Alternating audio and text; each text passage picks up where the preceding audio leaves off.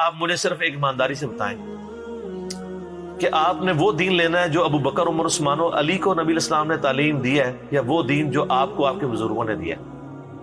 بتائیں۔ تو جب صحیح بخاری میں 1010 نمبر حدیث ہے کہ حضرت عمر کہتے ہیں اللہ جب تک تیرے نبی ہم میں موجود تھے ہم ان کے وسیلے سے تجھ سے بارش مانگتے تھے، اور وسیلہ پنجابی والا نہیں، ان سے دعا کرواتے تھے، وسیلہ شخصی۔ آج ہم تیرے نبی کے چچا کو لے کے آئے۔ اس وقت ہمارے بریلوی لوگ کدھر تھے کہ وہ ان سے کہتے کہ بھئی رسول اللہ کی قبر پہ جا کے مانگ لیں؟ یہ آپ کیا وہابیوں والا عقیدہ دے رہے ہیں؟ انا کننا نتوسل الیک بنبینا، پہلے ہم کرتے تھے، تو کیا اب رسول اللہ کی بزرگی کے آپ قائل نہیں رہے؟ ان کو پتا تھا اب رسول اللہ کے ساتھ ہماری کمیونیکیشن نہیں ہو سکتی۔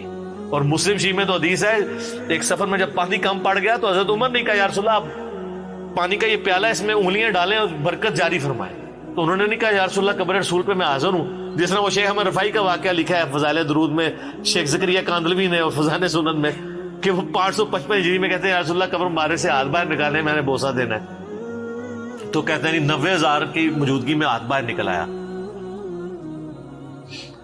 90,000 کی موجودگی میں اگر ہاتھ باہر نکلے تو کتنے بندے دیکھ سکتے ہیں اسے؟ 150-200 سے زیادہ بندہ نہیں دیکھ سکتا، یا تو ہے وہاں کیمرہ فٹ ہو اور باہر کوئی LCD بڑی بڑی سکرینیں ہوں سب۔ اور مسجد نبی میں تو 90,000 کا مجمع آج سے 100 سال پہلے بھی نہیں آتا تھا، یہ تو توسیع اب ہوئی ہے 80s کے اندر، سب کہانیاں۔ اور پھر سال لکھا ہے کہ وہ ان مجمع میں جو ہے نا وہ شیخ عبدالقادر جیلانی کا بھی نام ذکر کیا جاتا ہے، کول ہی ذکر کیتا جاتا ہے۔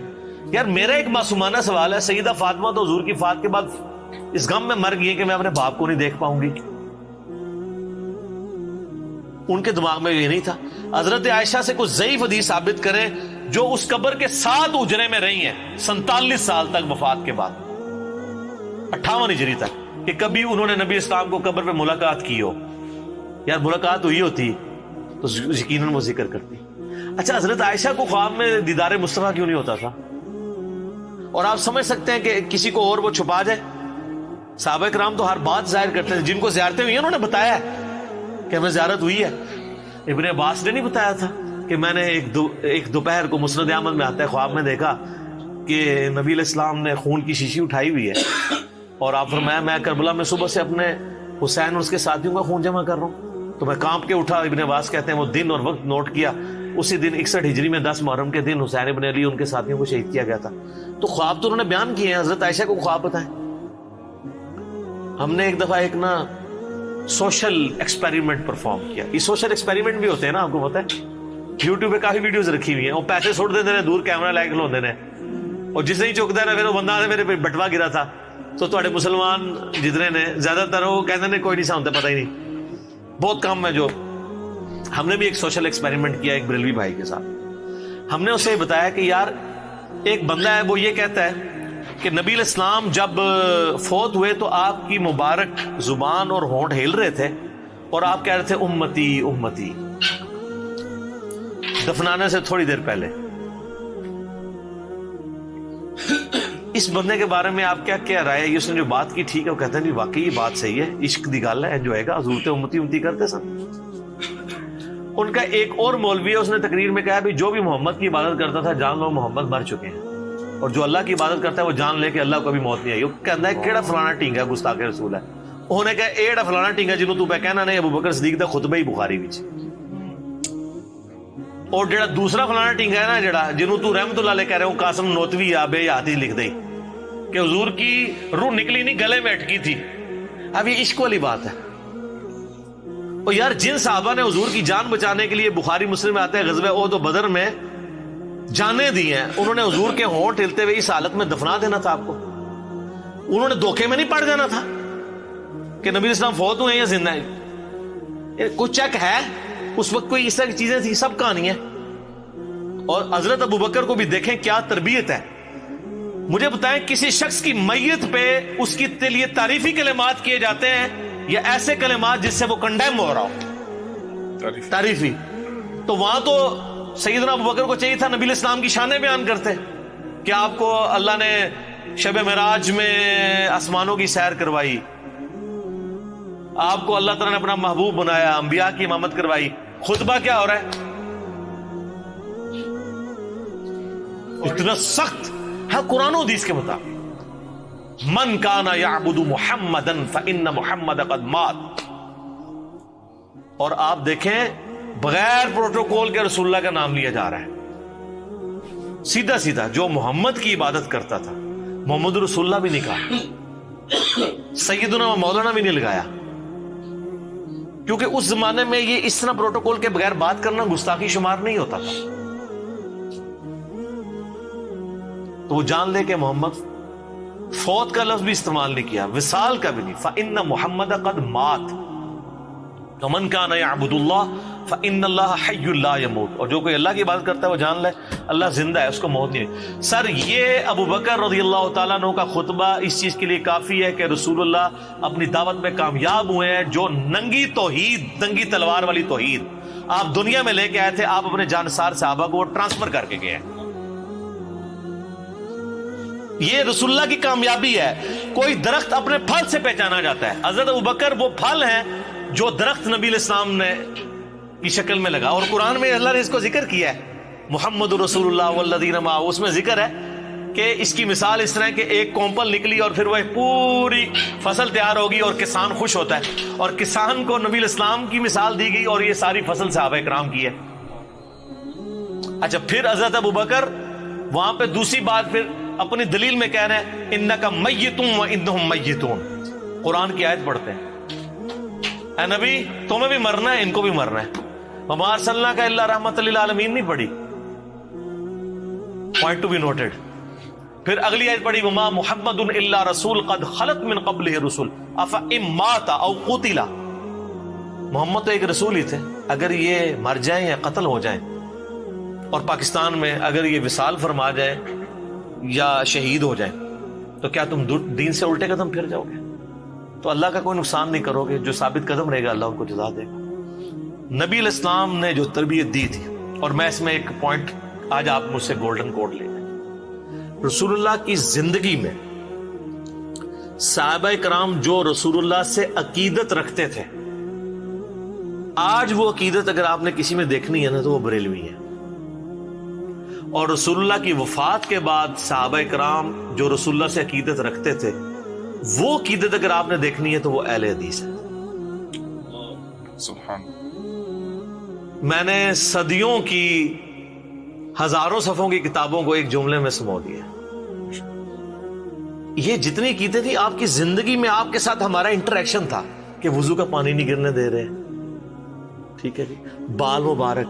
لیکن جیسے ہی رسول اللہ قبر میں گئے ہیں, صحابہ کرام کو پتہ چل گیا کہ اب ہم نے قبر سے نہیں مانگنا, قبر کی مٹی نہیں چاٹنی, آپ کی قبر پہ سجدہ نہیں کرنا, اور اسٹرکٹلی توحید کو فالو کرنا ہے. جو آج اہل حدیث رونا روتے ہیں, جس کی وجہ سے اہل حدیث کو وہ کہتے ہیں گستاخ رسول ہیں. تو جو عقیدت رسول اللہ کی زندگی میں صحابہ کرام کی رسول اللہ کے ساتھ تھی, وہ بریلویوں میں.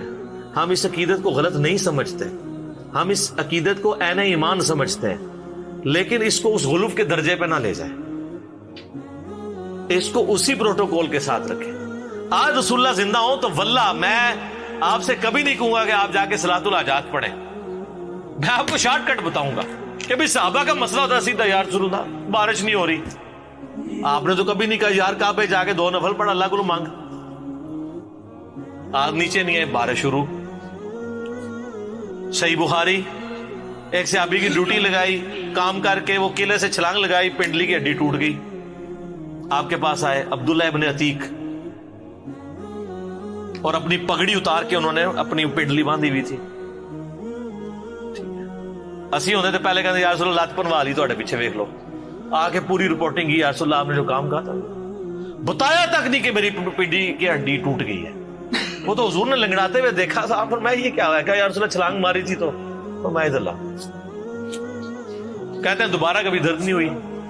مولا علی کے بارے میں بخاری مسلم میں غزوہ خیبر پہ شعب چشم آنکھیں ہی نہیں کھل رہی ہیں. تو رسول اللہ علیہ وسلم جب تک زندہ تھے نا, آج بھی زندہ ہے اپنی قبروں میں آخرت کی زندگی کے ساتھ. اس دنیاوی زندگی میں تو اس کا پروٹوکول دنیاوی زندگی والا تھا, جیسے ہی قبر میں گئے تو آخرت کا پروٹوکول شروع ہو گیا. پھر صحابہ کرام نے وہ عقیدت رکھی ہے جو آپ علیہ السلام کی ڈیمانڈ تھی. سر یہ فرق ہے, یہ چیز نبی علیہ السلام کو دنیاوی بادشاہوں سے, دنیاوی لیڈر سے ممتاز کرتی ہے کہ دنیا میں اتنا کامیاب لیڈر کوئی نہیں آیا کہ جس نے ود ان 17 ایئرز, جس کے فالوورز نے پوری دنیا کو تلپٹ کر دیا. ہزاروں سال کی سلطنت روما اور پرشین امپائر, رومن امپائر الٹ کے رکھ دیا, اور ایک سٹیچو بھی نہیں اپنے پیغمبر کا بنایا. اور سر ان سے پہلے کے بڑے بڑے لیڈرز کے سٹیچوز موجود ہیں, تصویریں موجود ہیں, لیکن جو ان سے بڑا لیڈر آیا ہے اس کے فالوورز نے اس کو دنیاوی لیڈر نہیں مانا, اللہ کا پیغمبر مانا ہے. اس کی تصویر بھی نہیں رکھی یار, ورنہ اس زمانے میں اتنے اتنے کاریگر لوگ تھے, تصویر بنانا کو مسئلہ تھا. کتنے مصور تھے جو تصویریں بناتے تھے یار, ایک ہی تصویر ہمارے لیے رکھ لیتے, چلو ہم زیارت ہی کر لیتے. لیکن وہ پتا تھا کہ نبی علیہ السلام نے ان چیزوں سے منع کیا کہ بت پرستی اس سے داخل ہوتی ہے. کوئی اسٹیچو نہیں بنوایا. تو یہ میرا جملہ یاد رکھیے گا, جو آج اہل حدیث جس عقیدت کا اعزاز رسول اللہ سے کر رہے ہیں نا, یہی وہ عقیدت تھی جو صحابہ کرام کی وفات کے بعد ہو گئی تھی. وہ وضو کا پانی اپنے چہرے پہ ملنا, آپ علیہ السلام کا بلغم لینا, آپ کے بال مبارک سے عقیدت, یہ بھول نہیں گئے تھے. لیکن ان کو پتا تھا اب ہمارا کمیونیکیشن گیپ ہے, قیامت والے دن ملیں گے انشاءاللہ تعالی, پھر وہی کچھ کریں گے جناب کہ جو اس دنیا میں صحابہ کرام کرتے رہے. لیکن یہ ان لوگوں نے جس طریقے سے اس کو مس ہینڈل کیا ہے اور ان عقیدت کے واقعات کو سنا سنا کے اپنی چیزیں ثابت کرنے کی کوشش کی ہے, اور یہ ایک امیج دیا ہے کہ شاید ان باتوں کو وہ لوگ نہیں مانتے. سر وہ باتیں اس وقت کے لیے تھیں جو وقت تھا. آج آپ اس کو واقعے کے طور پہ صحابہ کی ایک عقیدت کے طور پہ ضرور بیان کریں گے, لیکن آپ اب کچھ نہیں کر سکتے. نہ تو ہم قبر سے جا کے مٹی لے سکتے ہیں, نہ رسول اللہ سے کہہ سکتے ہیں اپنا ہاتھ باہر نکالیں. کیا کریں, شریعت کی پابندی ہے. ابو داؤد میں حدیث نہیں, ایک صحابی نے حضور کو سجدہ کیا, فرمایا جب میں فوت ہو جاؤں گا تم میری قبر سے گزرو گے, کیا میری قبر پہ بھی سجدہ کرو گے؟ کہا نہیں. اس صحابی جو حضور کو ڈائریکٹ سجدہ کر رہا ہے اس کو بھی یہ پتا ہے کہ قبر پہ نہیں کرنا, تو آپ فرمایا مجھے پھر کیوں کرتے ہو؟ اگر میں سجدہ جائز سمجھتا تو بیویوں سے کہتا اپنے خامدوں کو سجدہ کریں اس حق کے سبب جو اللہ نے دیا ہے. اس پہ تو ہم کتنا رونا روئیں, لیکن اللہ کا شکر ہے میں بڑا پر امید ہوں اللہ کے فضل سے. میں نے 2012 میں ایک بات کی تھی گستاخانہ عبارات والے لیکچر میں 71B میں, جو اس وقت بہت لوگوں کو بری لگی تھی. میں نے کہا تھا کہ جب تک بریلوی حق نہیں قبول کریں گے تبدیلی نہیں آئے گی. جس طرح کے قریش مکہ نے جب تک رسول اللہ کی بات نہیں سمجھی تبدیلی نہیں آئی ہے. بڑے لیول پہ تو تبدیلی اس کی وجہ سے. اور میں نے کہا تھا کہ انشاءاللہ یہ لیکچر ڈیسائسو ہوگا. میں نے ان کا ایشو آئیڈینٹیفائی کر لیا. تو سر دیکھ لیں, اس وقت ہماری دعوت اٹھائی بریلویوں نے. میرے جتنے اس وقت چینلز چل رہے ہیں نا, Muslim only, true Muslim, understand Islam, یہ سب لوگ بریلوی تھے. اہل حدیث خام خام میرے پہ غصہ کھا رہے ہیں, آپ سے ہم نے کوئی بندہ نہیں لیا. اور جو آپ سے اگر ادھر آئے بھی ہیں وہ آپ کے پہلے سے بھی نہیں تھے, وہ پہلے بھی ادھر سے آئے ہوئے تھے. ان کو جب پتا چلا ہم آدھی منزل پہ پہنچے ہوئے ہیں, اب آگے بھی جانا ہے, تو وہ آگے. وہ کل ہمارا وہ زرد پگڑی والا لیکچر اپلوڈ ہوا ہے, آپ نے دیکھا ہے؟ تو میں اپنے بھائیوں کو سامنے دکھا رہا تھا, میں نے دیکھو یہ امام کعبہ, میں نے انگلی رکھی, میں نے کہا یہ دیکھو اہل حدیث. پھر نیچے جواد نقوی صاحب, میں نے کہا یہ شیعہ. اس کے ساتھ فضل الرحمان صاحب, میں نے کہا یہ دیوبندی. اس الیاس قادری صاحب, میں نے کہا یہ دیکھو بریلوی. چاروں ہو گئے, اور میں نے کہا یہ مسلم جو میری تصویر لگے گی. اس کا یہ مطلب نہیں وہ مسلم نہیں ہے. مراد یہ ہے کہ ہم اس پلیٹ فارم سے بات کر رہے ہیں کہ ہم ان ساروں کو مسلمان سمجھتے ہیں, ان کے پیچھے نمازیں پڑھتے ہیں, ان کو چندہ دیتے ہیں, اور ان کی کمزوری کے لیے کافی ہے کہ یہ مسلم بات کرنے والے کو اپنا دشمن سمجھتے ہیں. تو سر کوئی نہیں, ہم نے کوئی مایوسی نہیں ہے, پبلک پہ محنت کریں, انشاءاللہ وہ قبول کریں.